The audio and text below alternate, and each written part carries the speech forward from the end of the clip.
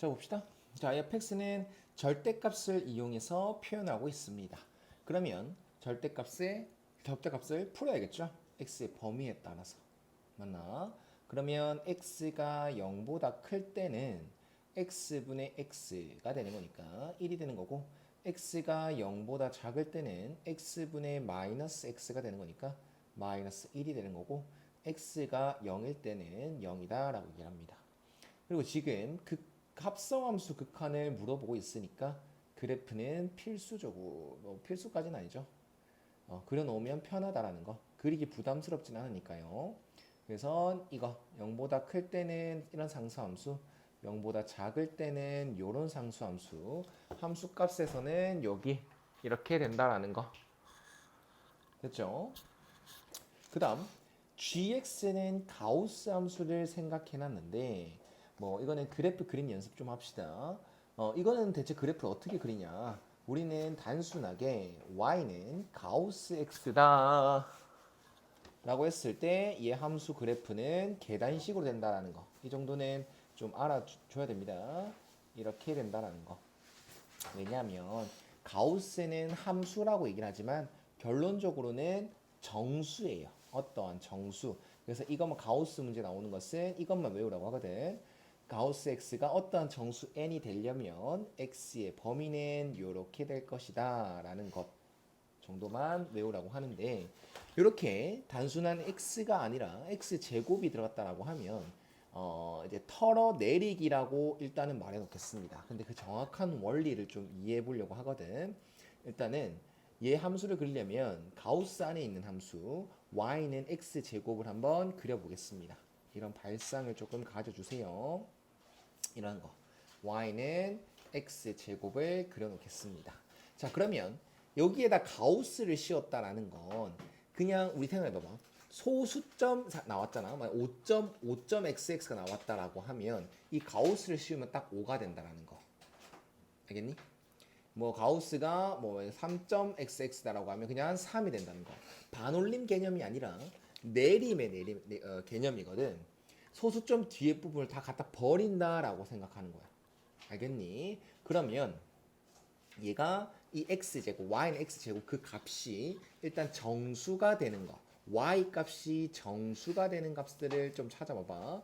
일단 y 값이 0이 되는 건 0 하나고, 그 다음에 1이 되는 건 x 값이 마이너스 1일 때와 1일 때입니다. 그 다음 y는 x제곱이 딱 2의 정수값을 가질 때는 x 값이 딱 마이너스 루트 2와 루트 2일 때, 그 다음 y 값이 딱 3일 때의 x 값은 마이너스 루트 3과 루트 3이다라고 해놓고, 그 다음 마지막 이거 맞아. 딱 4가 되는 순간에서는 x 값이 마이너스 2와 2다라고 얘기를 합니다. 그러면 그리고 하고 나서 원리를 이해하자고 했어. 여기 딱 한 줄 찍었을 때 이 y 값은 0. 뭐뭐 맞습니까? 그럼 0. 뭐뭐의 값들은 다 가우스를 씌우게 되면 0으로 받아들이면 되겠죠. 그래서 털어내리기가 되는 거야. 여기에 값들이 있는 모든 체크한 부분들은 다 y 값이 0. 뭐뭐거든. 그럼 실제로 가우스 값은요, 이렇게 0의 값으로 털어내려진다라는 겁니다. 그 다음 딱 y 값이 1일 때는 또 이제 가우스 1은 1이니까 이렇게 챙겨주고, 여기는 여기 이렇게 빗금 친 곳에서는 다 y 값들이 1. 뭐뭐인 것들이야. 그래서 얘는 1로 털어내려진다는 겁니다. 이런 식으로 1로 털어내려진다. 알겠지? 그래서 이런 원리를 이용해서 이런 식으로 함수를 표현할 수가 있다. 이렇게 합시다. 이런 식으로 함수가 체크가 될 겁니다. 뭐 어쨌든 우린 그래프를 그려서 합성함수를 해결하기 위해서 하는 거니까요. 이런 식으로 해놓읍시다. 그러면 이제 지워지고 남아있는 파란 색깔들, 이 상수함수 덩어리들, 이런 것들이 가우스 함수가 되는 겁니다. 자, 그러면 이걸 토대로 gx랑 fx를 다 그려놨으니까 이걸 토대로 우리는 기억부터 리을까지 극한값들이 존재하는지 안 하는지 확인합시다. 일단 기억에서 보면은